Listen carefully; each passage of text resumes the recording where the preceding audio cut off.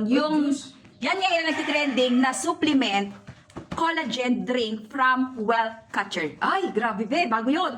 Bago yun sa pandinig natin, pero be, nagtitrending ngayon yan Alam mo kung bakit?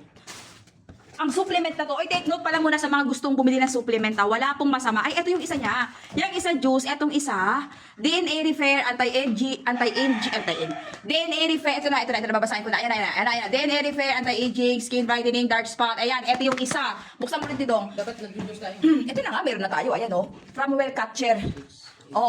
Anong benefits na makukuha dito? 15 piraso. Maraming benefits ang makukuha dyan. Pero ito walang masama sa supplement. Ano nga yun, Dong? Na yung sinasabi. Walang masama sa supplement. Basta kailangan Prescribe. Kailangan magpa-check muna kayo kay doctor. Ano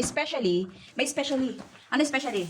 Kapag nagbe-breastfeeding, pagaling opera, pagbuntis, may maintenance, yon. Kailangan nyo munang magpa-check kay doktor nyo. So, ayan yung mga supplement na yan. Okay? Baliktad yung isa. Isarado mo. Okay, ganyan ang appearance ng ating product na discount sale from Well Catcher. Ayan yung mga supplement drink nila with collagen na maraming use sa katawan natin. Ano? 15 piraso din. Bawat isang box.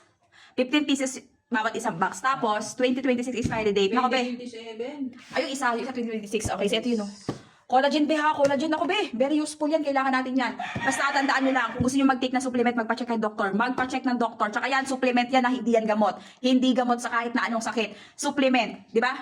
Yes. Okay? Supplement. Okay.